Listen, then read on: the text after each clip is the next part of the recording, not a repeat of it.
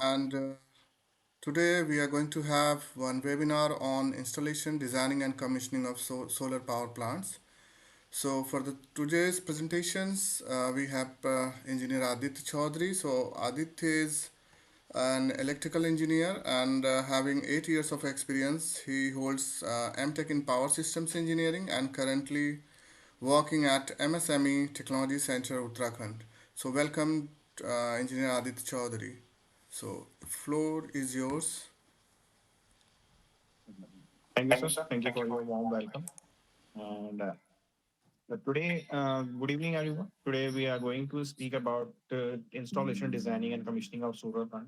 As you already know, okay, today is a scenario. Today is a time where more uh, demand of solar energy is there in globally as well as in India as well in outside of India. So we are going to discuss about how to install, how many models are there, how many systems are there, what are the things we are using, and what will be the site assessment during the session. Okay, now the contents to be covered by today's session is types of solar models, types of solar system, factor that affects the solar generation, factor that affect the solar generation in electricity, calculation method of battery, study of solar panel shading effects, and many more things. So let's start with the first thing. What are the interesting facts about the solar energy? As you all know, the solar sun is 90 miles away from the earth. It takes less than 10 minutes to reach up the earth. Earth gets 174 terawatts of solar energy, strikes the earth continuously, that more than 10,000 times the world total use energy. As you all know, the energy we receive on earth is direct radiation, which is in which 30% of the radiations are reflect back, and rest of the radiations are absorbed by earth. As we know, earth receives about 366 watt direct radiations. As we have discussed, we receive direct radiations on earth. And if we just say we can, by using the every square of the earth, by using every square of the earth, we can receive 164 watt of energy. That means we can run a load of up to 150 watt. That means a two fan on a light, three fan on a light. We can run in a square of the earth. As we all know, we cannot install. Why we not install the Sahara solar panel in on Sahara Desert? Why? Because the Sahara Desert is having a huge temperature. Because of this, we cannot install a solar panel at Sahara deserts. Next how solar cell works solar cell अब काम कैसे करेगा क्यों करेगा तो अब पहली चीज photons in sunlight hits the solar panel and absorbed by semiconductor material. The word semiconductor material is the solar cell itself. The solar cell is made up of semiconductor, as well as electrons are knocked loose from their atoms, allowing them to flow through the material to produce electricity. And instead of this, not going with the details, if somebody asks you कि आपका solar cell काम कैसे करता है, तो solar cell काम कैसे करता है? Solar cell work in three steps: generation, separation, and collection. That is generation of electrons and holes pair in the cell. Cell जब भी हमारा सन एनर्जी हमारे सेल के ऊपर पड़ती है, हमारा कुछ ना कुछ उसमें एनर्जी जनरेशन होता है. जनरेशन होने के बाद हमारा जो सेपरेशन पार्ट होता है उसका एक जंक्शन लेयर बनती है, which is work on the phenomena of PV junction, photovoltaic junction. तो as you have heard photovoltaic junction. तो सेपरेशन एट होता है इलेक्ट्रॉन्स और होल्स का एक junction point, which is also known as depletion layer. Then in the end, it is collection of electrons and holes at the terminal of solar panel. तो इन these three steps we can define कि हमारा solar cell कैसे generation करता है, कैसे हमारे cell काम करता है. Sorry. Like next, types of solar models.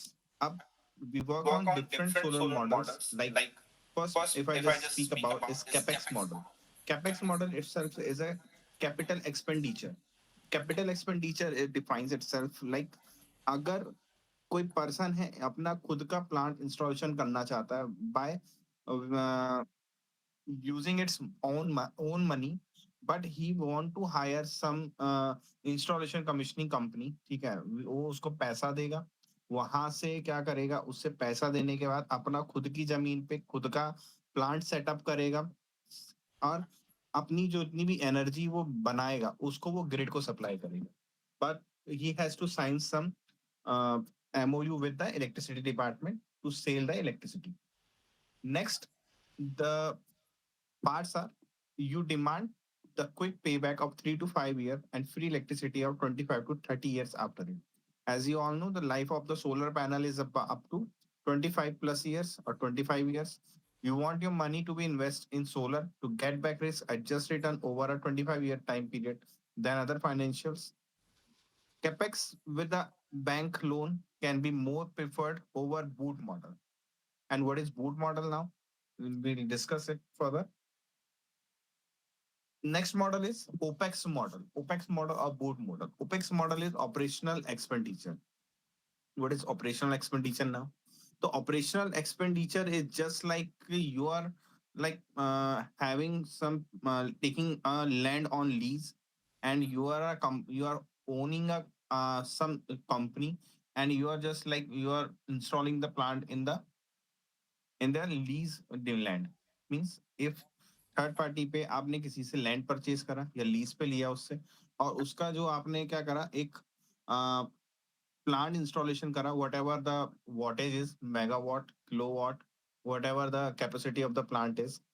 But if you are आपने प्लांट इंस्टॉलेशन कर दिया, जनरेशन कर दिया, आपने अपना आरओआई उसमें से निकाल लिया, आरओआई वगैरह सब निकालने के बाद अब जब आपका पूरा का पूरा आपका रिटर्न ऑन इन्वेस्टमेंट जितना भी आपने इन्वेस्ट करा है उससे प्रॉफिट में आप जब चले जाते हैं, तो अपना पूरा का पूरा जो प्लांट है, आप जो ओनर है जिसकी आपने लैंड लीज पे ली है, उसको ही आप हैंड ओवर कर देंगे, और अपना जो वहां से लेंगे उसको लेके अपनी जो कैपिटल है उसको लेके चल देंगे। सेकंड पार्ट आता है आपका RESCO. RESCO is renewable energy services company, and the same part is ESCO, both are same energy services company, but the RESCO model are also known as the rooftop models, if you just speak. हम RESCO models को rooftop models भी बोलते हैं। तो difference क्या है हमारे RESCO model और बूट मॉडल में? तो रेस्को मॉडल जो होते हैं हमारे customer service do not own the solar plants, है ना, बट इसमें जो सर्विस देता है वो उन प्लांट्स को ओन नहीं कर सकता। बट अगर मैं बात करता हूँ बूट मॉडल्स की, तो उसमें क्या है कि आप अपना लीज पे लैंड देंगे, but after completing it's tenure, आप उस टेन्योर के बाद आप खुद उसके एक ओनर बन जाएंगे जो लैंड लीज पे देगा आपका। This is the difference between both the models. Next, if we just talk about the systems, types of system, the solar systems are of three types. First is off-grid, on-grid, and hybrid. What is off-grid system? The off-grid systems in which we do not sell any electricity to the electricity board. In on-grid, we sell the electricity to the electricity board through grid. Hybrid system, we work on both the systems. We use itself, we store in the battery, and we sell to the electricity department through a grid. So this is the different type of systems we are using in the solar system, and different type of model we are using in the solar system. Solar energy and the of grid system हम maximum domestic use के लिए इसको use करते हैं। इसमें हम battery installation करते हैं, जितना भी हम एनर्जी बनाएंगे उसको हम बैटरी में इंस्टॉल करेंगे। जब तक हमारा सन सन एनर्जी है तब तक हम उसको ऑन ग्रिड की तरह यूज करेंगे, बट जहां एक बार हमारा सन एनर्जी नहीं रहेगा उसके बाद हम उसको as a off grid use करेंगे, मीन्स एज अ जो एनर्जी हमने स्टोर करी है बैटरी के अंदर वो एनर्जी को हम यूटिलाइज करेंगे। But in case of on grid system, in on grid system में हम जब तक हमारा सन रेडिएशन रहेगा, सन एनर्जी रहेगा, तभी तक हम उस एनर्जी को यूटिलाइज कर पाएंगे। अदरवाइज जितना एनर्जी हम यूज करेंगे और जो बचेगा उसको हम ग्रिड में सेल कर देंगे थ्रू नेट मीटरिंग। ठीक है, अब नेट मीटरिंग क्या होता है उसको हम अभी आगे डिस्कस करेंगे। अब नेट मीटरिंग के थ्रू हम इसको ग्रिड में आपका इलेक्ट्रिसिटी बोर्ड को सेल कर देंगे। जो भी यूनिट्स हम वहां पे सेल करेंगे उसका हमें रिटर्न में जो भी अमाउंट होगा वो हमें मिल जाएगा। जो भी हमारा पीपीए हमारा साइन होगा, ठीक है, इलेक्ट्रिसिटी बोर्ड के साथ जितने भी रुपए में हमारा साइन होगा उतने रुपए हम उसको परचेज हो जाएंगे। हाइब्रिड सिस्टम की अगर हम बात करते हैं, तो हाइब्रिड सिस्टम में हम दोनों तरीके से काम करेंगे। हम उसको सन हमारा जब सन एनर्जी नहीं है, उसके बाद भी हम यूटिलाइज़ करेंगे, क्यों? क्योंकि हमने उसको बैटरी में इंस्टॉल कर दिया। सेकंड पार्ट, अगर हम उसको बात करते हैं, जो भी एनर्जी हमने यूज़ कर ली and rest of the energy जो हमारी बच गई है, उसको हम थ्रू द ग्रिड हम उसको इलेक्ट्रिसिटी डिपार्टमेंट को सेंड कर देंगे। या next, the very important thing of in concept to solar panel. तो सोलर पैनल कभी भी अगर हमें रीड करना है, तो हमें उसके पैरामीटर हमें पता होने चाहिए। तो सोलर के जो पैरामीटर्स होते हैं, जैसे ओपन सर्किट वोल्टेज है, शॉर्ट सर्किट करंट है, मैक्सिमम पावर है, और मैक्सिमम करंट है, एंड मैक्सिमम वोल्टेज है। F is fill factor, efficiency. तो these are the some factors which we use. And how? So this graph itself defines how your solar panel is working. First of all, I would like to tell you the what is open circuit voltage. Open circuit voltage is the condition जब हम कोई भी load का utilisation नहीं कर रहे हैं। Means अगर मेरा जो मैंने पैनल देखा आइडियल कंडीशन में है, मैं कोई भी लोड कनेक्ट नहीं कर रहा हूँ उसके ऊपर। जिस टाइम पे मेरा पैनल आइडियल कंडीशन में है, जब मैंने कोई लोड कनेक्ट नहीं करा, मैं उसमें चेक करता हूँ मेरा ओपन सर्किट वोल्टेज कितना है, एज वेल एज उसके जो स्टिकर है पीछे। If suppose I am taking random panel और 160 वॉट, उसका जो आपका पैनल का वोल्टेज है वो कितना है आपका 22 वोल्ट। दैट इज वीओसी, है ना, ओपन सर्किट है। And short circuit current will be what ever current will be 8 ampere और 9 एम्पियर डीसी। अब मैं उसको आइडियल कंडीशन से मैं किस पे लेके आता हूँ, उसको मैं लोड कंडीशन पे लेके आता हूँ। मैं कुछ ना कुछ उसमें लोड कनेक्ट कर दूंगा। That will be your maximum voltage, that will be your maximum voltage और मैक्सिमम करंट। अभी आप यहाँ डिफरेंस देख रहे हैं ना, तो जितन जो ये डिफरेंस आप देख रहे हैं, ये डिफरेंस क्या है आपका, यहाँ पे कुछ ना कुछ लोड आपका एनर्जी ले रहा है। ठीक है, ये एनर्जी आपको कौन ले रहा है, लोड ले रहा है। ये कंडीशन पे मेरी आइडियल थी ब्लू लाइन, और जो डॉटेड लाइन मेरी शो कर रही है वो आपकी क्या कर दिखा रही है, लोड वाली लाइन दिखा रही है आपका। यानी कि कुछ ना कुछ इसमें मैंने लोड कनेक्ट कर दिया है, जिसकी वजह से मेरा जो है वोल्टेज रिड्यूस हो गया है, जो कि अराउंड 18 और 20 के बीच में वो पहुंच जाएगा।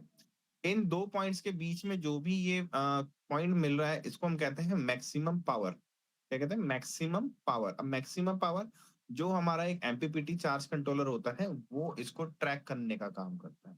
एमपीपीटी चार्ज कंट्रोलर बेसिकली हम अभी आगे पढ़ेंगे। हमारे दो प्रकार के होते हैं, एमपीपीटी एंड पीडब्ल्यूएम। एमपीपीटी आपने सुना होगा कि MPPT maximum power point tracking, तो वही चीज ये है जो शो कर रहा है आपका पी मैक्स। ठीक है। Next, if we just talk about fill factor, तो फिल फैक्टर के विषय में अगर हम बात करते हैं, तो फिल फैक्टर एंड एफिशिएंसी में एक डिफरेंस है। फिल फैक्टर हम किसी भी पर्टिकुलर सेल की एफिशिएंसी के जानने के लिए हम फिल फैक्टर निकालते हैं। बट अगर मैं आपसे कहता हूं कि मुझे पूरे पैनल की एफिशिएंसी मुझे निकालनी है, तो मैं उसके लिए क्या करूंगा, मैं पूरे पैनल की एफिशिएंसी बाय 100 कर दूंगा। ठीक है। बट अगर मैं कहूंगा किसी सेल की निकालनी है, तो मैं उसका उसका फिल फिल फैक्टर के फैक्टर के हिसाब से हिसाब से निकालूंगा। निकाल। क्लियर। क्लियर। नेक्स्ट, नेक्स्ट, अभी हम अभी हम बात बात करते हैं करते इससे हैं इससे specification of specification one of one solar cell. Solar अभी सेल। जैसे मैं कहता हूँ आपसे रैंडमली, अगर मेरे पे किसी पैनल का स्टिकर नहीं है, ठीक है, अगर मेरे पे स्टिकर नहीं है, तो मैं उसको कैसे चेक करूंगा कि ये इसका कितना वॉटेज या कितना वोल्टेज इसका होगा।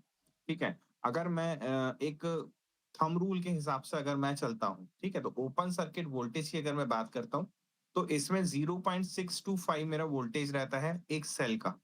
ठीक है, मल्टीप्लाई बाय जितने भी उस पैनल के अंदर सेल होंगे, वो एक वोल्टेज निकल जाएगा। और मैक्स अगर मैं बात करता हूँ ड्रॉप डाउन होके वीओसी, तो मेरा 0.625 हो गया। मैक्स की बात करेंगे तो 0.5 वोल्टेज डीसी हो गया। नेक्स्ट हम उसमें आते हैं कि मैक्सिमम पावर करंट, ठीक है, तो वो कितना हो जाएगा, 8 एम्पियर्स। अब शॉर्ट सर्किट करंट, अब यहाँ पे आप डिफरेंस देख सकते हैं, जैसा कि मैंने अभी आपको यहाँ बताया इस ग्राफ के अंदर। तो इस ग्राफ में देखिए मेरा वीओसी कितना जो ब्लू लाइन में दिख रहा है, ये मैक्सिमम है, और 0.65 है। 0.65 से जब मैं लोड कनेक्ट कर रहा हूँ 0.5 पे आ गया। वहीं मैं करंट की भी डिफरेंस अगर आपको दिखा रहा हूँ, ये 8 एम्पियर है मैक्सिमम करंट, डॉटेड लाइन से शो करें। अब ब्लू लाइन से अगर हम शो करते हैं उसको, तो वो कितना हो गया आपका 8.5, जैसे कि आप यहाँ पे देख रहे हैं। ठीक है, तो wattage will be the same, 4 वाट। एक एक जो सेल होगा हमारा 4 वाट का होगा, उसी के हिसाब से हम आगे जितने भी सेल है उनको मल्टीप्लाई कर देंगे। नेक्स्ट हम देखते हैं सोलर सेल और कनेक्शंस हम इसके मॉड्यूल के अंदर कैसे होते हैं। तो सोलर सेल के अंदर आप देखते हैं ये जो व्हाइट स्ट्रिप्स आपको दिख रही है, हॉरिजॉन्टल लाइंस जो हमारी हैं, ये सारी की सारी क्या कहलाती है, फिंगर्स कहलाती हैं। फिंगर्स का मतलब ये है जितना भी हम एनर्जी जनरेट कर रहे हैं या करंट या वोल्टेज जो हम जनरेट करते हैं, ये इसके थ्रू ट्रेवल करता है।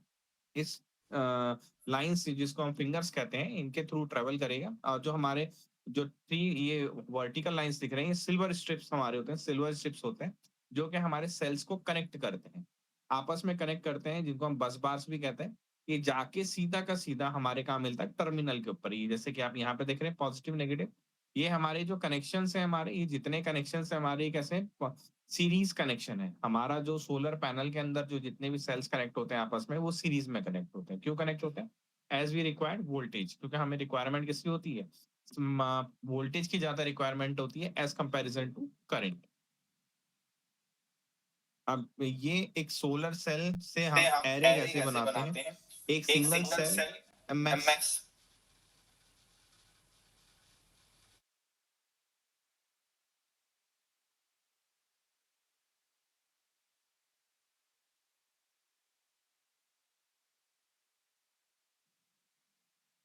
Sorry sorry guys. गाइस। मेरा मेरा जो हम जो हम कहाँ थे, कहा थे सोलर सेल सोलर पर, सेल। ठीक है। सोलर सेल से सोलर मॉड्यूल, मॉड्यूल से हम स्ट्रिंग, स्ट्रिंग से सोलर है। अभी अभी बनता बनता कैसे है? कैसे है? अभी हम अभी हम बात बात करते हैं करते जब हैं हम जब हम मेकिंग मेकिंग करते हैं तो करते हम हैं तो हम सिंगल सिंगल सेल सेल बनाते हैं। बनाते हैं। बट जब बट जब combination of combination of cells cells हमारे हमारे आते हैं तो आते हैं उसको तो हम उसको क्या हम क्या कहते हैं? कहते हैं? Solar module. अब जब हम क्या कहते हैं, जब नंबर ऑफ मॉड्यूल्स हम एक साथ कनेक्ट करते हैं उसको हम कहते हैं स्ट्रिंग। जैसे कि आपने कहा होगा, हम क्या करते हैं, हम सीरीज बनाते हैं हमारे किसकी, जितने भी हमारे क्या होते हैं पैनल्स। हमने प्लांट इंस्टॉलेशन करा, प्लांट इंस्टॉलेशन के बाद हमने क्या करा, नंबर ऑफ पैनल्स हमारे कनेक्ट कर दिए आपस में। वो क्या कहलाएंगे हमारे? स्ट्रिंग कहलाएगी। उसके उसके बाद बाद हम जब हम जब खूब खूब सारी सारी स्ट्रिंग्स को स्ट्रिंग्स एक को जगह एक जगह जाके जाके इकट्ठा कर इकट्ठा कर देंगे, देंगे, ठीक है, या ठीक है, इन्वर्टर के इन्वर्टर के पास पास। या हमारे डीसीडीबी में, तो वो क्या कहलाएगा? हमारा सोलर एरे कहलाएगा। क्लियर? नेक्स्ट हम बात करेंगे factor factor that that affect affect solar solar generation. अब जनरेशन। अब सोलर सोलर जनरेशन के लिए जनरेशन के लिए हमारा हमारा देखिए, देखिए, सोलर एनर्जी को जनरेट करने के लिए क्या क्या ऐसे फैक्टर्स हैं जो इफेक्ट करते हैं उसकी एनर्जी बनने के लिए। पहला हम बात करेंगे ambient temperature, solar radiations and E radiations, dusting conditions, shadowing conditions, sun peak hours and array mismatch. These are the major parts which I'm discussing with you. So first of all, we'll discuss about the solar radiation and irradiance. So solar radiation and irradiance both are the solar light. Both are denoted by the solar light, but the basic difference between the solar radiation and solar irradiance is the radiation. If I just talk about radiation की बात करेंगे तो radiation हमारा एक particular area define नहीं करता जहां पे हमारा रेडिएशन पड़ रहा है। But if I'm talking about the irradiance, it defines the area. If I just say कि आज मेरे छत पे काफी अच्छी धूप आ रही है, बट अगर मैं irradiance की बात करूंगा तो मैं बात करूंगा मेरे सोलर पैनल पे अच्छी धूप आ रही है। I am defining the area of particular region, है ना। तो अब रेडिएशन हमारे बेसिकली जो आएंगे, बेसिकली 3 तरीके से हमारे रेडिएशन या ई रेडियंस की हम बात करेंगे। तो जो हमारे रेडिएशन होते हैं, अगर हम ये ब्लू लाइन से बात करते हैं, जो ये ब्लू लाइन हमारे पैनल पे पड़ रही है पिक्चर में अगर आप देख रहे हैं, तो ये जो लाइट हमारे पैनल पे आ रही है इसको हम कहते हैं डायरेक्ट रेडिएशन। यानी वो सन से डायरेक्ट मेरे किस पे आ रही है, मेरे पैनल के ऊपर पड़ रही है, कहीं से नहीं टकरा रही है। If we talk about the diffuse radiation, जैसे आप यहाँ पे देख रहे हैं, scattering of lights from clouds और फ्रॉम प्लांट्स और फ्रॉम समवेयर एल्स, जहां से building, whatever the scattering of light from wherever it is called diffusion, diffuse radiations. If we just talk about from the ground it is coming to my panel, it's called albedo radiations. And irradiance is denoted by kilowatt per square meter and measured by paranometer. यहाँ पे दो दो instruments हैं जो instruments हैं जो हमने हमने बेसिकली बेसिकली यूज यूज करते हैं करते इनको हैं इनको मेजर्स मेजर्स करने के करने लिए। के लिए। तो दो तो दो हमारे ये देख रहे हैं आप, हमारे दो हमारे एक पहला है हमारा पायरेनोमीटर। तो pyranometer measures two type of solar radiations, that is direct radiation and diffuse radiation, है ना। तो ये दो तरीके की लाइट्स को मेजर करता है। ये मेजर जो कंस्ट्रक्शन है इसका, प्रोटेक्टिव लेंस इसके ऊपर जो लगा रहता है, इसके बाद इसकी ब्लैक बॉडी रहती है, फिर इसके अंदर थर्मोकपल रहता है जो इसका टेम्परेचर मेजर करता है, फिर थर्मोपाइल रहता है जो कि इसकी हीट को कन्वर्ट करता है, जो कि इसके हीट एनर्जी को कन्वर्ट करता है इलेक्ट्रिसिटी के अंदर। ब्लैक बॉडी जो कि आपका मैक्सिमम रेडिएशंस को एब्जॉर्ब करने का काम करती है, फिर ये बताता है कि आपको कितना एनर्जी पर डे जनरेशन कर रहा है, ठीक है। नेक्स्ट हम बात करेंगे पैरेनो हेलियोमीटर। तो ये क्या करता है हमारा, ये डायरेक्ट रेडिएशंस जितनी भी आती हैं हमारी, उनको मेजर करने का काम करता है। ये डिफ्यूज रेडिएशंस को मेजर करने का काम नहीं करता है। और जो इसकी वेवलेंथ होती है that will be between 280 nanometres to 3000 nanometres. तो अब ये हमारा काम करेगा, सेम फिनोमिना पे काम करता है। इसका एक हॉलो ट्यूब रहता है, ब्लैक बॉडी अंदर रहेगा, एक थर्मोकपल मॉड्यूल इसका रहेगा। ये भी हीट एनर्जी को आपका इलेक्ट्रिसिटी में कन्वर्ट करने का काम करेगा। नेक्स्ट टाइम आता है हमारा सोलर इंसोलेशन। ठीक है, सोलर इंसोलेशन भी हमारा एक तरीके का रेडिएशन ही है। ठीक है, इसको भी हम रेडिएशन कहते हैं। बट अब हम बात करते हैं कि कभी हमारा सोलर एनर्जी का जो जनरेशन होता है, ठीक है, वो जनरेशन कभी कभी कम हो जाता है। तो अब हमें पता कैसे चलेगा कि हम इसको कैसे मेजर कर रहे हैं? बट हमें पता चल गया कि हमारे पास दो इंस्ट्रूमेंट्स हैं, एक पैरेनोमीटर, पैरेनोहेरोमीटर। दो इंस्ट्रूमेंट है जिनके थ्रू हम इसमें मेजर कर सकते हैं। बट कितना आ रहा है, कितना डेविएट हो रहा है, कितना हमारा बढ़ रहा है ना, तो वो किससे मेजर करेंगे? With the help of insolation. जो टर्म हम यूज करेंगे उनको मेजर करने के लिए, दैट इज इंसोलेशन। और ये जो कर्व हम देख रहे हैं यहाँ पे, ठीक है, ये मेजर इस कर्व में ही होगा। ये मेजर इस कर्व में ही होगा, इसके अलावा ये मेजर नहीं होगा। तो इसको मेजर कैसे कर सकते हैं हम? 12 डेज, 12 मंथ में भी कर सकते हैं, 6 मंथ में कर सकते हैं, क्वार्टरली कर सकते हैं, वीकली कर सकते हैं, मंथली कर सकते हैं। हम कभी भी इसको मेजर कर सकते हैं। तो एक्सप्रेस करेंगे हम इसके यूनिट को किलोवाट आवर पर मीटर स्क्वायर पर डे के हिसाब से भी हम इसको मेजर कर सकते हैं। नेक्स्ट आता है हमारा एयर मास। तो air mass itself defines the extent to which atmosphere influence the amount of sunlight received by Earth's surface. Different air mass also represent different solar spectra. अब इसके लिए हमें क्या है कि हमारा कभी भी जब सोलर एनर्जी हमारी पैनल के ऊपर आती है तो कुछ ना कुछ उसमें एयर का फ्लो भी रहता है। Itself it has its weight. तो वो हम कैसे डिफाइन करेंगे? हमने यहाँ पर्टिकुलर को एक एंगल्स हमने डिफाइन कर रखे हैं एयर मास के। तो AM0, if I just talk about AM0 is atmosphere. यहाँ पे 0 एटमॉस्फेयर होता है यहाँ पर। AM1 is 1 atmosphere, 1.5 is 1.5 atmosphere. अब हम इसको मेजर कैसे करेंगे? We have some standards of solar panel जिनके हम बात करेंगे। कुछ स्टैंडर्ड्स जो होते हैं आपके define as ambient temperature, air mass and its intensity of light. The air mass according to the standard is 1.5, and which can be put it out from this, from 48 degree point 2, which is between 10 a.m. to 12 a.m. The angle जो हमारा बनता है 10 बजे से 12 बजे के बीच में जो एंगल बनेगा उसे हम क्या कहेंगे? हमारा एयर मास कहेंगे, जो कि एंगल बनाता है 48.2 डिग्री का। इसको निकालने के लिए हम करेंगे, जो फॉर्मूला हमारे पास है 1/cos थीटा। तो थीटा विल बी 48.2।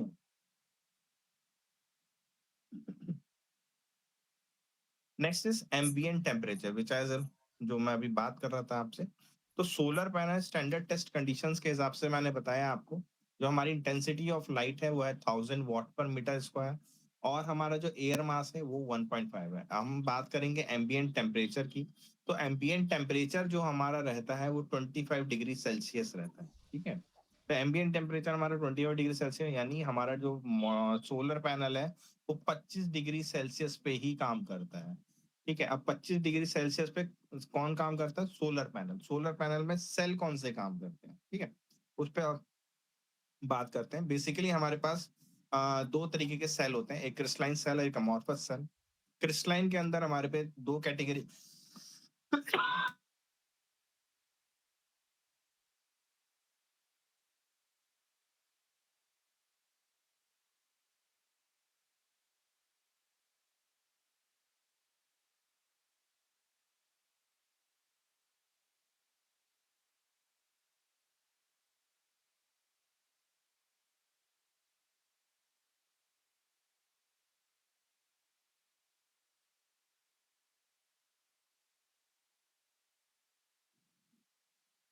सॉरी। तो हमारे पास क्या है, दो तरीके के सेल हो गए। तो सेल हमारे क्रिस्टलाइन सेल और एमॉर्फस सेल हो गए। एमॉर्फस सेल हमारा होता है थिन सेल, और क्रिस्टलाइन सेल हमारे दो होते हैं, मोनोक्रिस्टलाइन और पॉलीक्रिस्टलाइन। अगर हम बात करते हैं जो टेम्परेचर की, जो मोनोक्रिस्टलाइन सेल है हमारा, उसके लिए अगर हम बात करते हैं तो मोनोक्रिस्टलाइन सेल जो है हमारा, ये 25 डिग्री टेम्परेचर पे काम करता है, +-2 +-5 इसमें हम काम कर सकते हैं।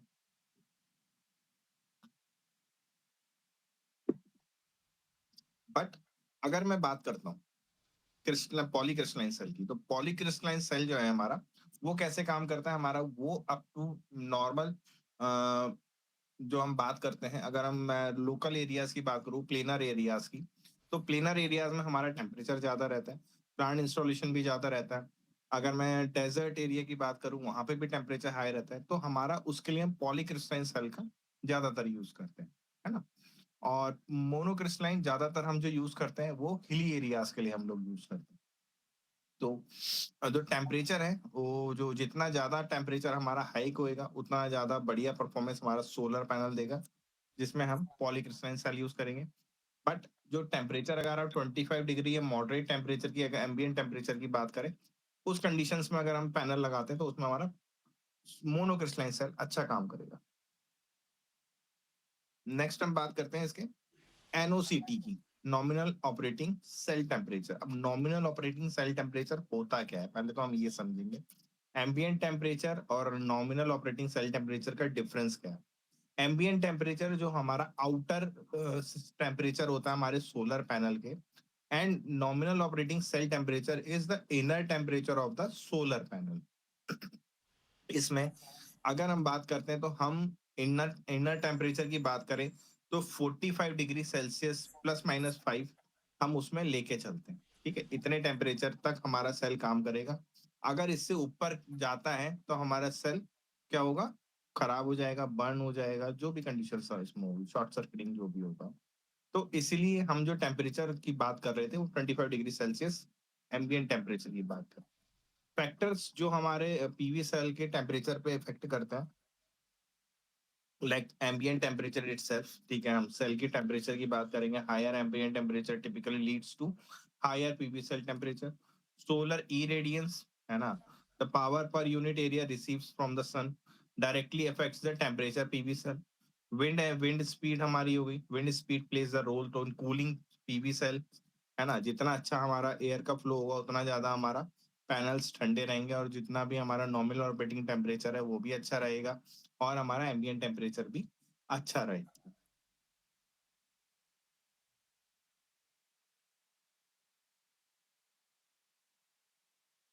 नेक्स्ट हम बात करेंगे लैटिट्यूड ऑफ सोलर पैनल। तो ज्यादातर आपने देखा होगा कि सोलर पैनल क्या है, हमारे एक पर्टिकुलर एंगल पे हमारे टिल्ट रहते हैं। तो वो पर्टिकुलर एंगल आता कहाँ से, पहला, तो वो काम कैसे करता है, उसको डिफाइन कैसे करेंगे, किस डायरेक्शन में लगाएंगे। तो there are so many things जो हमें यहाँ पे देखना है।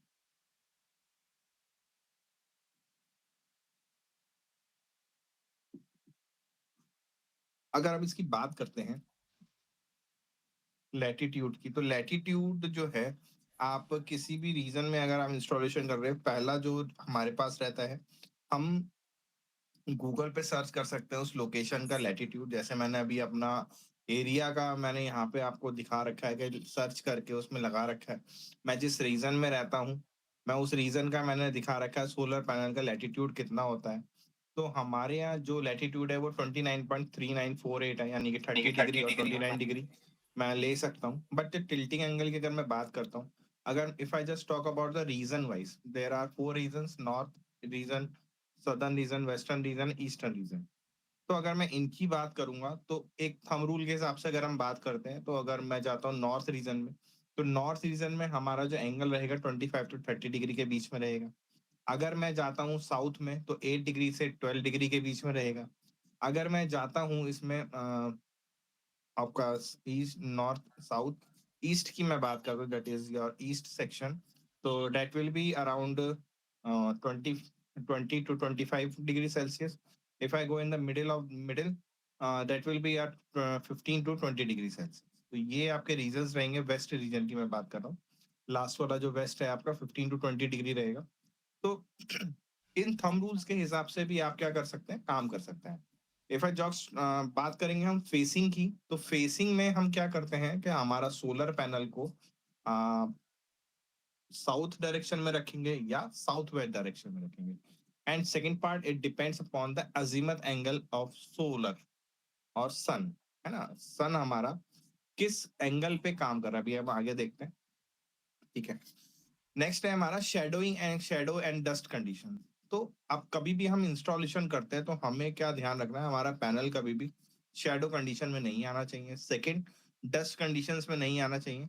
अभी आप एक फिगर देख रहे होंगे, तो यहाँ जो लास्ट पैनल है हमारा, वो एक लाइटली हमारा जो दो सेल है लास्ट के, वो शेडो कंडीशन में आ गए हैं। तो शेडो कंडीशन में आ गए, बाकी के हमारे सेल्स सभी के सभी अच्छे पैनल लगे हैं, सभी 5 एम्पियर निकाले, बट अगर वो 3 एम्पियर निकाला लास्ट, तो हमारा ड्रॉप डाउन कितना हो रहा है, ऑलमोस्ट 70 वॉट हमारा यहाँ पे ड्रॉप डाउन हो जा रहा है।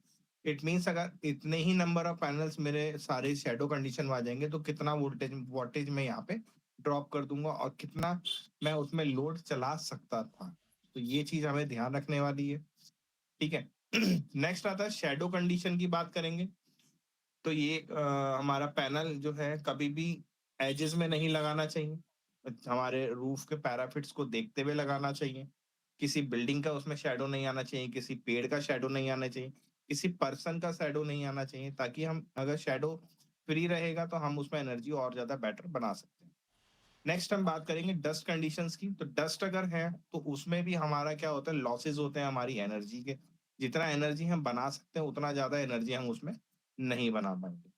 तो हमेशा हमें जो पैनल्स हैं हमारे, उनको क्लीन रखना चाहिए, ओके।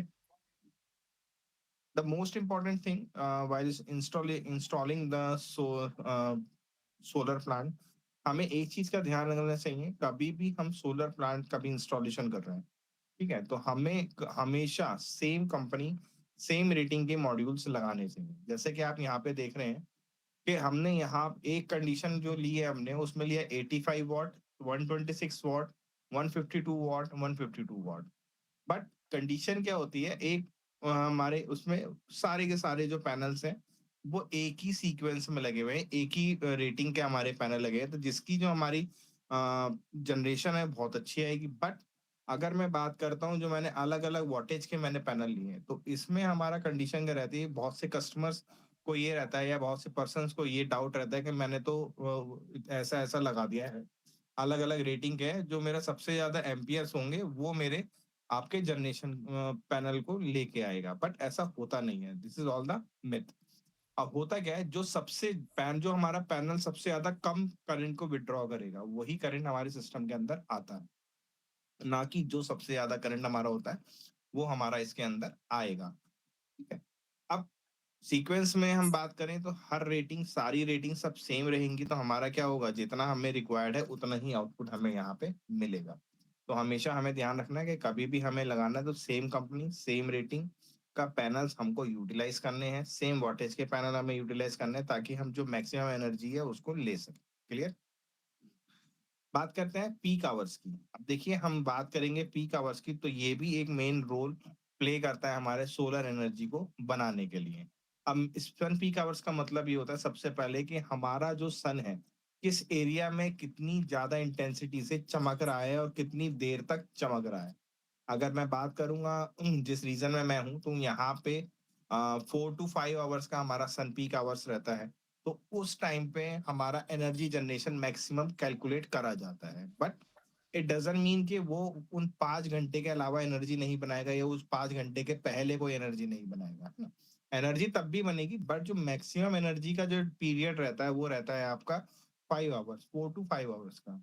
अब यहाँ पे भी अगर आप देख रहे हैं, देखिए अलग अलग रीजन्स के हिसाब से, ठीक है, ये यहाँ पे रीजन्स डिफाइंड है मेरे ब्राउन कलर के। अगर आप देखें तो 6.6 से 6.4 यहाँ पे आवर्स का टाइम दे रखा है, यहाँ पे 6.4 से 6 डिग्री का यहाँ पे समय दे रखा है ना। तो ये डॉट्स दिखा रहे हैं आपको कितनी एनर्जी किस एरिया में मैक्सिमम पीक आवर्स यहाँ पर रहने वाला है।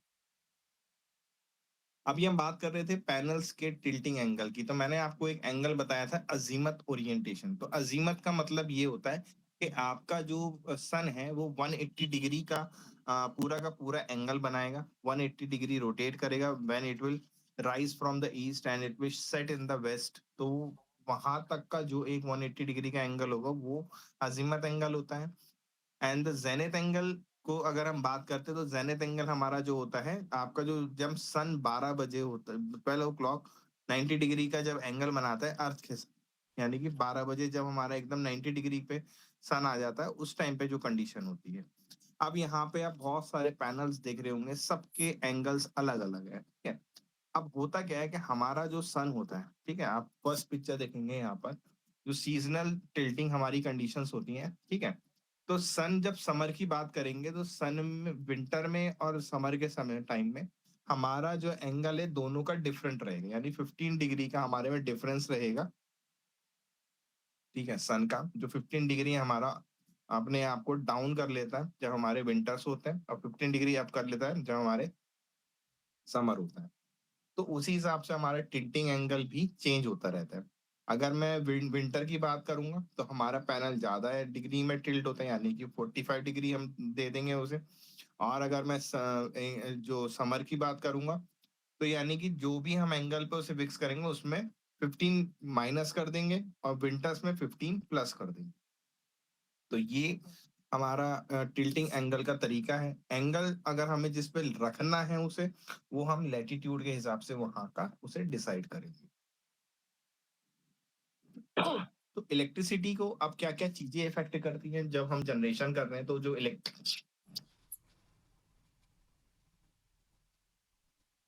इलेक्ट्रिसिटी जो हम वहाँ पे बना रहे हैं। द अमाउंट ऑफ लाइट, ठीक है? तो इंटेंसिटी ऑफ लाइट मैंने आपको बताया। तो इंटेंसिटी ऑफ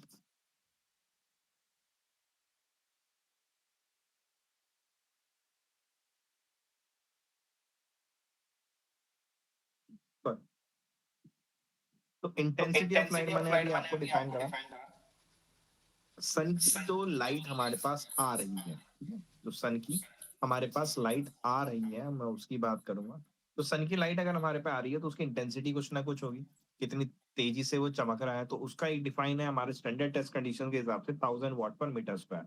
बट अगर वो जैसे ही उसको थोड़ा हम सी लेवल की बात करें, तो सी लेवल पे 1000 वॉट, एटमॉस्फेयर की बात करें तो 1367 वॉट, 1367 वॉट पर मीटर स्क्वायर। अगर मैं उसको ग्राउंड लेवल की बात करूँ, तो 800 वॉट पर मीटर स्क्वायर। तो जैसे-जैसे हमारा सन की एनर्जी नीचे आती जा रही है, वैसे-वैसे उसकी जो इंटेंसिटी ऑफ लाइट है, वो कम होती चली जा रही है। अब कन्वर्जन ऑफ एफिशिएंसी, हम उसको कितना ज़्यादा एफिशिएंट है उस एनर्जी को कन्वर्ट करने के लिए, उसमें कोई हर्डल्स तो नहीं आ रहे।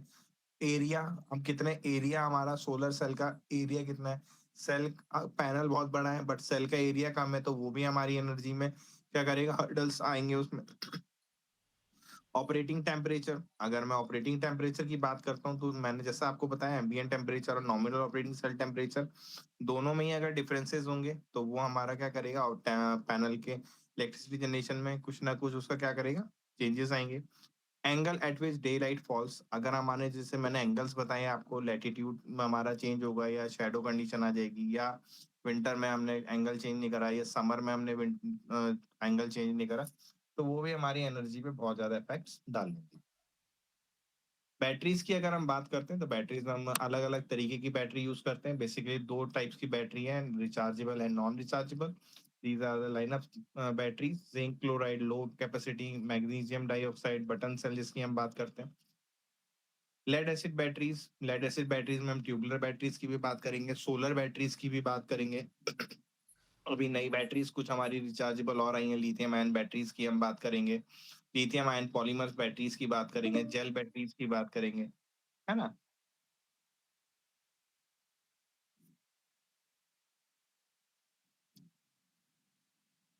अब चार्जिंग कंडीशन की अगर मैं बात करता हूँ, तो चार्जिंग कंडीशन में हमारा क्या है, एक bulk stage, absorption stage and float stage. Bulk stage जहाँ हम 50% तक रीच कर जाते हैं, यानी हमारी बैटरी जहाँ से लो है, यानी कि जहाँ एक मैसेज शो करता है बैटरी लो, वहां से लेके 50% तक हमारा बल्क स्टेज। 51 से लेके 85 तक हमारा एब्जॉर्प्शन स्टेज। फ्लोट स्टेज 85 से अबव 200।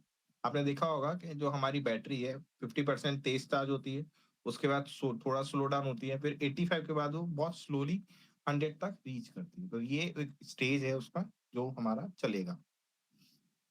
टाइप्स ऑफ इन्वर्टर की बात करेंगे इन टर्म्स ऑफ सोलर, तो हमारे पे तीन प्रकार के हमारे इन्वर्टर रहते हैं। सेंट्रल इन्वर्टर की बात करेंगे, स्ट्रिंग इन्वर्टर की बात करेंगे, माइक्रो इन्वर्टर की बात करेंगे। माइक्रो इन्वर्टर डायरेक्टली हमारे पैनल्स पे कनेक्ट हो जाते हैं और हमें कन्वर्ट करके एनर्जी देते हैं। स्ट्रिंग इन्वर्टर्स की मैं बात करता हूँ तो हमारे जितने भी इन्वर्टर्स हैं वो एक स्ट्रिंग बनाएंगे, उसके बाद एक पैनल पे इन्वर्टर पे जाके कनेक्ट हो जाएंगे। सेंट्रल इन्वर्टर्स की मैं बात करूं तो मैंने आपको बताया था कि सोलर एरे, ठीक है, तो सोलर एरे जब हम बनाएंगे तो वो सेंटर इन्वर्टर पे जाके सारा का सारा करेक्ट हो जाएगा। अगर हम बात करते हैं सोलर पैनल की कंस्ट्रक्शन की, ठीक है, तो हमारे जो पैनल है, सबसे ऊपर उसके फ्रेम रहता है एल्यूमिनियम का, फिर एक टेम्पर्ड ग्लास रहता है, फिर ईवीए शीट रहती है हमारी, फिर सोलर सेल रहता है, फिर ईवीए शीट है, फिर बैक शीट है, फिर जंक्शन बॉक्स है। ईवीए शीट इसमें दो टाइम आ रहा है, लाइक सोलर सेल्स को हम जैसे लैमिनेट करते हैं कोई भी डॉक्यूमेंट, उसी के फॉर्म में हम इसको लैमिनेट करके हम इसमें रखते हैं ताकि हमारा कोई भी सेल डिस्टर्ब ना हो किसी भी एंगल पे रखने के बाद। हम बात करेंगे इसमें डायोड्स की। तो डायोड हमारे दो टाइप के इसमें डायोड्स का यूज करते हैं, बाईपास डायोड्स और एक ब्लॉकिंग डायोड। तो बाईपास डायोड्स जो है हमारा पैरेलली कनेक्ट करते हैं and blocking diodes are connected in series. तो जो ब्लॉकिंग डायोड्स है हमारे, जो हमारा बैक करंट जाता है, ठीक है, जो बैटरी हमारी डिस्चार्ज हो गई है, पैनल या पैनल डिस्चार्ज हो गया, उसका जो बैक करंट जाता है उनको रोकने के लिए हम ब्लॉकिंग डायोड्स का यूज करेंगे। बाईपास डायोड्स का जो हम यूज करेंगे इन केस हमारा एक स्ट्रिंग में कोई भी पैनल खराब हो जाता है तो उसको डायोड बाईपास करके आगे कनेक्ट कर देता है। मीन जैसे कि आप यहाँ पे देख रहे हैं, यहाँ हमारा एक पैनल खराब हो गया तो इसने इसको बाईपास करके इसके साथ स्ट्रिंग को कनेक्ट कर दिया एंड तो सप्लाई उसकी कंटिन्यू रखी है। जंक्शन बॉक्स की बात करेंगे, ये हमारे जंक्शन बॉक्स है, जो डायोड्स है हमारे जंक्शन बॉक्स के अंदर लगे रहते हैं, है ना, जो ब्लॉकिंग डायोड्स हैं, बाईपास डायोड्स हैं। ये जो कनेक्टर्स हैं, हम इन कनेक्टर्स को बात करेंगे, इनको हम कहते हैं MC4 और MC6 कनेक्टर। यानी कि अब ये जो MC6 है, MC4 है, ठीक है, तो MC का मतलब मल्टीपल कनेक्शन, 4 का मतलब ये जो पिन आप मेल पिन देख रहे हैं और मेल पिन और या फीमेल पिन, इनका जो बाहर का डाया होता है ये 4 mm या 6 mm का होता है। इसको हम क्या कहते हैं, MC4 कनेक्टर कहते हैं। फेसिंग की बात करें तो जो हम जनरली हम जो फेस देखते हैं सोलर सेल का, ये साइड हमारी नेगेटिव होती है, जो हम देखते हैं उसकी जो बैक साइड होती है वो हमारी पॉजिटिव साइड होती है। कनेक्शंस की हम बात करते हैं तो कनेक्शंस जैसे कि आप देख रहे हैं यहाँ पे सीरीज और पैरेलल में हमने क्या करा है, कनेक्शंस कर रखे हैं। ये हम अपनी रिक्वायरमेंट के हिसाब से हम इसको कन्वर्ट कर सकते हैं। जनरली जो हम इसमें कनेक्शंस करते हैं वो सीरीज में करते हैं। बात करेंगे हम स्पेसिफिकेशन की, जैसे कि हमने आपको बताया, मैं ऑलरेडी आपको काफी चीजें बता चुका हूँ। तो इस चार्ट के जो स्पेसिफिकेशन रहता है हमारा, इस पे हम सारी चीजें डिफाइन रहती हैं, कौन सा वेंडर है, सेल कौन से टाइप का है, कौन कितनी बस बार्स हैं, जंक्शन बॉक्स की रेटिंग क्या है ना, कौन कौन से सर्टिफिकेट्स हमारे मिले हैं, और इलेक्ट्रिकल प्रॉपर्टीज क्या है, इलेक्ट्रिकल प्रॉपर्टीज हमारी और एनओसीटी की क्या है। बट इसमें आपको एक चीज मैं डिफाइन करूंगा, इसमें जो मैक्सिमम सिस्टम वोल्टेज होता है वो 1000 दिखा रहा है आपको, ठीक है, maximum system voltage 1000 volt. 1000 volt means कि अब हमारी जितनी भी स्ट्रिंग्स आप बनाएंगे वो 1000 वोल्ट को ओवर नहीं होनी चाहिए, 1000 वोल्ट के अंडर होनी चाहिए। अप टू 900 हम इसमें लेके चलेंगे इसको, ठीक है। अब RFID की मैं बात करता हूँ, that is radio frequency identity. अब रेडियो फ्रिक्वेंसी आइडेंटिटी में हम देखते हैं कि हमारे पास, अब सपोज हमारे पे ये नहीं है सोलर स्पेसिफिकेशन, तो हम उसको कैसे आइडेंटिफाई करेंगे, ठीक है। विद आइडेंटिफाई करेंगे, उस पे हमारा एक टैग लगा रहता है जो कि आइडेंटिफाई करता है, IR टैग रहता है हमारा, तो वो उसको इस मशीन के थ्रू हम ट्रैक करेंगे। अब वो उसके अंदर इंफॉर्मेशन क्या क्या रहेगी, name of the manufacturer PV module, name of the manufacturer solar cell, month and year of manufacturing, IV curve, wattage, unique serial number of the module, date and year of PV module, उसका qualification certificate, name of the testing lab जहाँ पे ये testing हुई है, तो ये सारी information हमारी उसके अंदर रहेगी। अब बात करते हैं आईपी की। आईपी इज इनग्रेस प्रोटेक्शन और इंटरनेशनल प्रोटेक्शन हम कह सकते हैं। तो अब इसमें जैसे 65 अगर मैं बात करता हूँ तो 65 defines, 6 is solid protection, 5 is liquid protection. अब मैक्स जो पैनल, इनको अगर मैं एक लेमैन भाषा में अगर मैं बात करता हूँ तो आईपी प्रोटेक्शन का मतलब है जो भी हम इंडोर में यूज कर रहे हैं, that is all comes in IP60, IP55, 54 and 44। जो भी हम आउट आउटडोर यूनिट में यूज करते हैं, दैट इज सिक्स प्रोटेक्शन उनको दी जाती है 65, 66 एंड सो ऑन। ठीक है, तो ये प्रोटेक्शन हम उनको देते हैं।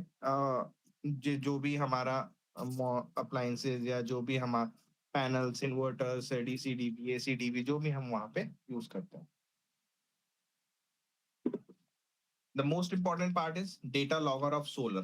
ठीक है, डेटा लॉगर की अगर मैं बात करता हूँ तो डेटा लॉगर क्या है, आप देखते हैं कि आपका जनरेशन कितना हो रहा है, पर डे जनरेशन कितना है। तो पर डे जनरेशन आप पहले तो बताएंगे कैसे। अब आपको रोज रोज जाके इन्वर्टर पे देखने का चेकअप नहीं करना करना पड़ेगा। ठीक है, तो उसके लिए हमने क्या करा है, डेटा लॉगर लगाते हैं, उसमें हम सिम कनेक्ट करते हैं, उसको हम वाईफाई के थ्रू कनेक्ट करते हैं, और एक ऐप के थ्रू जितना भी डेटा हम पर डे जनरेशन कर रहे हैं, ठीक है, उस ऐप के थ्रू हम उसको अपना मॉनिटराइज कर सकते हैं अपने मोबाइल के अंदर, अपने पीसी के अंदर। ठीक है, कहीं भी बैठे हम उसको देख सकते हैं कि हमारा टोटल जनरेशन कितना हो रहा है उसके अंदर। ठीक है, नेट मीटरिंग की मैं बात करूंगा, नेट मीटरिंग और zero depth export control meter. ठीक है, तो नेट मीटरिंग की बात करें तो ऑन ग्रिड सिस्टम में जनरली इसको हम यूज करते हैं, जैसे कि मैंने आपको पहले बताया। तो नेट मीटरिंग को हम क्या करेंगे, यूज करेंगे इलेक्ट्रिसिटी को भेजने के लिए। अब मीटर क्या होगा, इलेक्ट्रिसिटी बोर्ड आके आपके पास एक मीटर इंस्टॉल कर जाएगा, वो दिखाएगा कि आपने कितना जनरेशन करा है, एंड सेकंड पार्ट कितना एक्सपोर्ट करा है। ठीक है, एक्सपोर्ट किसको करेंगे आप इलेक्ट्रिसिटी बोर्ड को थ्रू ग्रिड आप उसको एक्सपोर्ट करेंगे। ठीक है, तो ये फंक्शन जो रहता है आपका नेट मीटरिंग का रहता है। बट अगर मैं बात करूं जीरो एक्सपोर्ट कंट्रोल मीटर की, तो जीरो एक्सपोर्ट कंट्रोल मीटर जो होता है हमारा, ये क्या करता है, ये आपका काम तो करेगा as a on grid system में, बट ये नेट मीटरिंग भी काम करेगी इसमें।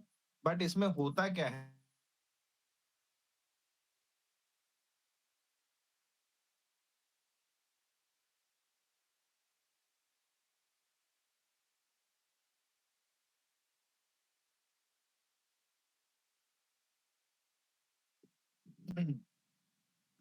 तो हम कहा थे जीरो एक्सपोर्ट।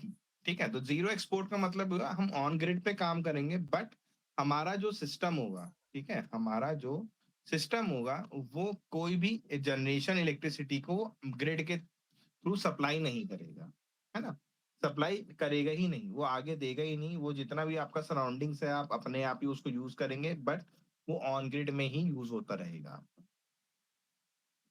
अब बात करेंगे हम hotspot condition in solar panel. तो हॉटस्पॉट कंडीशन की अगर मैं बात करता हूँ तो हॉटस्पॉट कंडीशंस होती क्या है, ये अकर कैसे होती है, पहले तो हम ये जानेंगे। जैसे कि मैंने अभी आपको एम्बिएंट टेम्परेचर के विषय में बता रहा था कि अगर वो पैनल के अंदर का जो टेम्परेचर है वो ज्यादा हो जाता है, तो वो ये कंडीशन जो सेल है हमारा इसको बर्न कर देता है। ये जो आप कंडीशंस देख रहे हैं, सेल जला देता है या उनको ब्रेक कर देता है, तो ये कंडीशंस हमारी तब आती हैं। तो उस कंडीशन को हम क्या नाम दे रखे हैं, हमने उसको हॉटस्पॉट। ठीक है, कॉजेज अगर हम बात करें, from the inside battery, cell mismatch, battery panel is dirty, environment, high resistance, break the protective layer, ground leakage incident, fire. ठीक है, prevent hotspot effect on solar panels. ठीक है, तो ये कंडीशंस यहाँ से अकर होती हैं। अब साइट असेसमेंट की अगर मैं बात करूं, तो कभी भी हम विजिट करते हैं साइट, तो हम सबसे पहले देखते हैं कि हमें कितना एरिया की रिक्वायरमेंट है, कितना हमको प्लांट इंस्टॉलेशन करना है, हमारा सन का पाथ क्या है, कौन से फेसिंग हमें लगानी है। तो ये कुछ एजम्पशंस हम लोग बनाते हैं वहाँ पे, कुछ बेसिक जो हमारी चीजें होती है उन्हें नोट डाउन करते हैं। एंगल कहाँ लगाएंगे, हमारा टेरेस कैसा रहेगा अगर रूफटॉप इंस्टॉलेशन कर रहे हैं, ग्राउंड इंस्टॉलेशन कर रहे हैं तो हमें कितना पेडिस्टल्स बनाने हैं, हमारा ग्राउंड की कंडीशन कितनी है, ग्रास कितनी है, ट्रीज तो नहीं है ना। तो ये सारी चीजें हमें वहां पर देखनी पड़ती है। बट अगर हम बात करें ड्यूरिंग साइट असेसमेंट, जो कस्टमर होता है उसके क्या क्या क्वेश्चंस रहते हैं, है ना। Is the roof free from near and fast shadow, potential of shading में include tree and vegetation, other buildings तो नहीं है, अगर मैं लगाता हूँ, मैंने पैनल लगा दी है, दूसरी बिल्डिंग का शेडो तो नहीं है ना। तो मैक्सिमम विंड वेलोसिटी, विंड का कितना है, क्योंकि मुझे अपने पैनल्स को कूल भी करना है। विंड का फ्लो कैसा है, ज्यादा होगा तो मुझे फिक्स स्ट्रक्चर में अपना टॉर्क कितना देना है ना, तो वो चीजें भी मुझे ध्यान रखनी है। इन केस अगर मेरे पे जो रूफ है, अगर मेरा फ्लैट आरसीसी का पेस्ड है या स्लैंटेड है, अगर मैं बात करते हैं आरसीसी फ्लैट रूफ की, तो what are the item installed on the roof. तो इन रूफ के ऊपर क्या क्या आइटम इंस्टॉल होने वाले हैं। ठीक है, वो एक्सपोज कॉलम होंगे या बीम होंगे, वो ओल्ड रूफ है या न्यू रूफ है, वो मुझे चेक करना है। वो उस स्ट्रक्चर का लोड बेयर कर सकते हैं या नहीं कर सकते। ठीक है? तो ये सारी कंडीशंस को मैंने यहाँ पर चेक करना है during the site assess. So thank you. This is all about today, है ना? तो I hope this will work and will help you out. Thank you.